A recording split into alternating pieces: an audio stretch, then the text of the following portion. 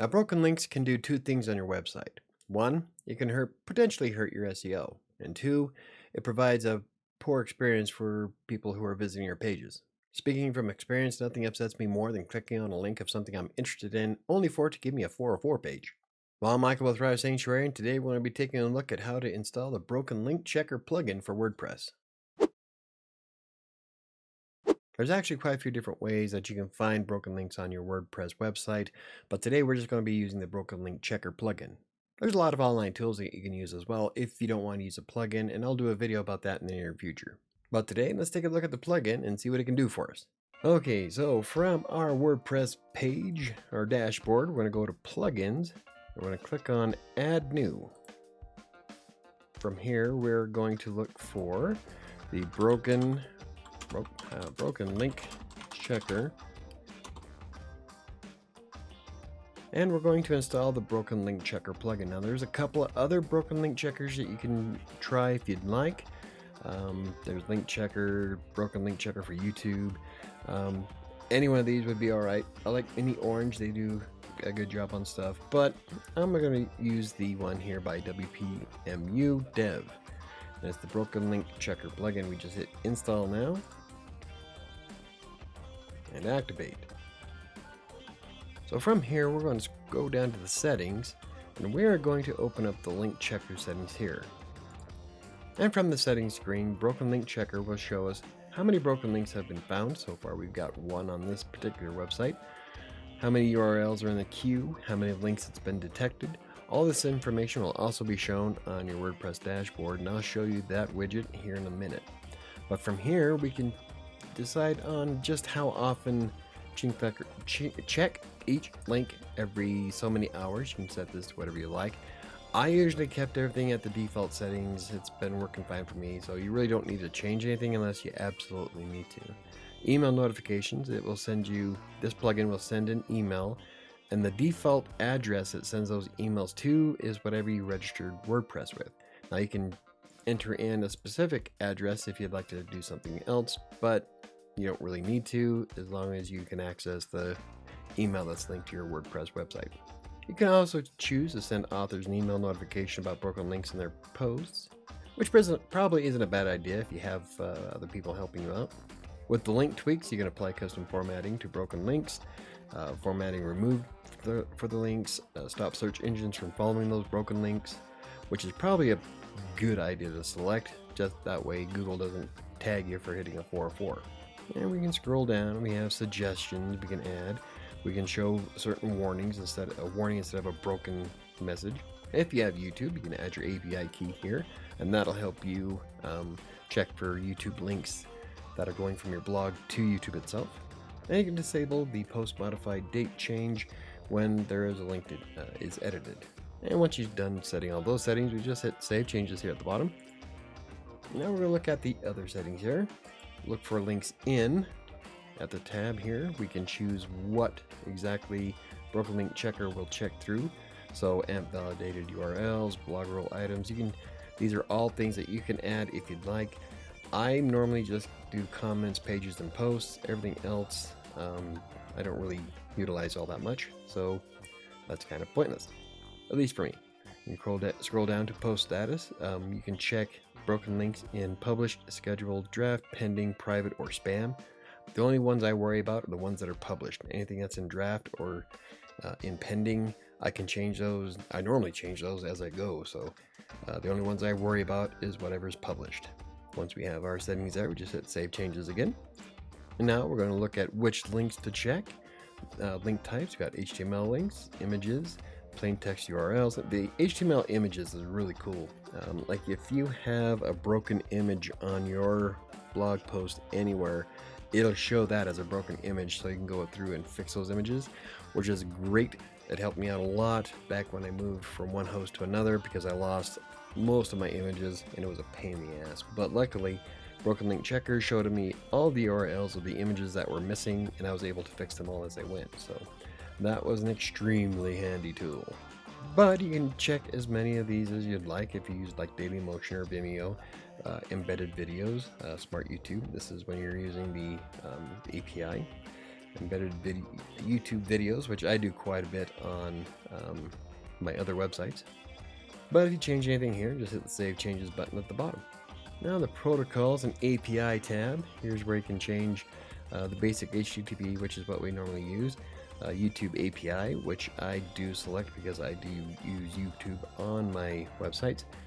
Mediafire and Rapid Share, if you use either one of those, you can add those APIs as well.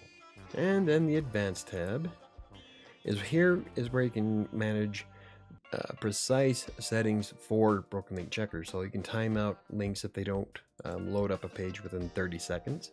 You can run continuously while the dashboard is open. You can run hourly in the background.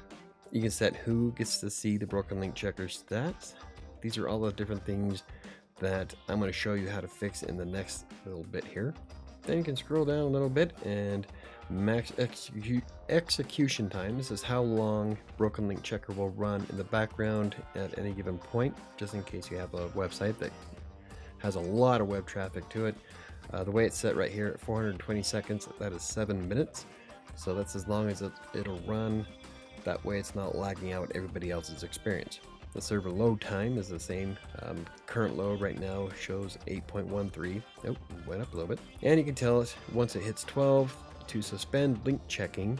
That way you're not interfering with people visiting your website, because it does take a little bit of time for it to go through and scan all of your links. You don't want that to impact the user experience. You want to keep your site as fast as possible. So you can set the server load limit anywhere you'd like. Then you have your target resource usage. This is how many the resources on your web host that it'll use. So right now it's set at 25%, which is a good number. That way you're not tapping out all of your memory all at once, which will drastically slow down your website. And then you can enable logging if you want to track any kind of the error messages and everything that you fixed. And once you're done with that, we just hit save and continue. I found that using the default settings for Broken Link Checker works just fine. I haven't had a single problem with it. In fact, it's saved my butt quite a few times. So what does it look like when Broken Link Checker finds some broken links outside of the settings screen? Well, Broken Link Checker comes with a dashboard widget. I've moved it up here at the very top. So this is Broken Link Checker. Now you can configure it, and the only configure options you have are to expand this window if it detects a link. So if you just want to set it, oops, I didn't want to do that. If you wanted to keep it minimized on your dashboard, anytime it detects a new broken link, it'll automatically expand, damn it, expand to show you the links. So what do you do when you find broken links? Well, if you just click on this guy here, and then from here we can see all the different errors that are happening. So like this one here is a 404 not found error. What I would normally do is try to open this link in a new window and see if it's actually gone, or if maybe their website was having issues. So we can see by right clicking and opening it in a new window, it's working just fine. So what I'll do is I'll come back here to the broken links, then I will recheck it, and it's going to give me a 200 OK status. So I don't have to do anything more than that. It'll automatically remove it from the list next time I reopen Broken Link Checker. What about a 403 forbidden error? Now the way Broken Link Checker works is that sometimes it'll trigger their firewall and it'll give you a false 403 that the website's broken. So what I like to do is right click, open up in a new window, and then check the URL manually. As you can see, that's the page is still there. So what that 403 is probably triggering the site's firewall. So what we'll do is go back to Broken Link Checker, and then we will say it's not broken, and it removes it from the list. And I know Home Depot is not broken. I get those a lot. Home Depot's a big one. Payment required, that's a new one. So if I open that, oh, look at that, sure enough. So what we'll have to do, so what we'll do with something like that is unlink it. So right here we have edit URL, unlink, not broken, dismiss, or recheck. And we can do all this stuff from the URL. So if I had a different URL to replace that, I can hit edit URL, and from here I can actually type in a brand new link for that text and on that specific post. but I don't, so what I'm going to do is hit cancel, and I'm just going to unlink it. If they don't want my traffic, I won't force them to have it. This one timed out, so we might want to check it to make sure that their server wasn't having issues when the test ran. So if we open up a new window, we can sit here and wait, and it looks like it's working just fine. So we go back here, hit recheck, and it's taking a long time, which means their firewall is probably triggering it. So once it's done and the wait message goes away, it'll say timeout again. At that rate, I would just hit not broken because we just opened it. It does work. But it's always a good idea to go through each of these, not broken, and open them in a new window just to check to make sure that they are indeed not working. So that's not broken. We'll open this one. That's not broken. There we go. And we just cleared off all of our list. But anyway, open them in a new window to make sure that they're not working. If they're not, then you can either try to find a new URL for the link, or just tell it that's not broken and move on. Then we go back to our dashboard, and from here, broken link says no broken links found. As you can see, it's a fairly easy system, and you can do all the URL edits from that screen, or you can open up the blog post itself and change them manually. I just find it a lot easier to change the URL right there. It'll keep all the settings that you have in the post, like in if you're opening up in a new window or not. So it's an extremely handy tool and a time saver.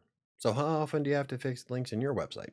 Usually you have to fix a lot of the news stuff. Like that was for my writer on Practically Living Green, and for some reason, not just the firewall issue with the 403 forbidden error, but sometimes the news companies will just move entire blocks of content from one area to another without setting up a redirect, which is kind of a pain in the ass because it makes it citing your sources from a news outlet extremely difficult. And you'd think they'd create a 301 redirect so that they're not getting hurt in Google, but you know, it's their website, I guess. So if you found the video informative, hit the like button. For more videos about WordPress, self-publishing, freelance writing, or anything else I cover, hit the subscribe button. Don't forget to hit the notification bell. I think it's going to do it for me today. I'll see you next time.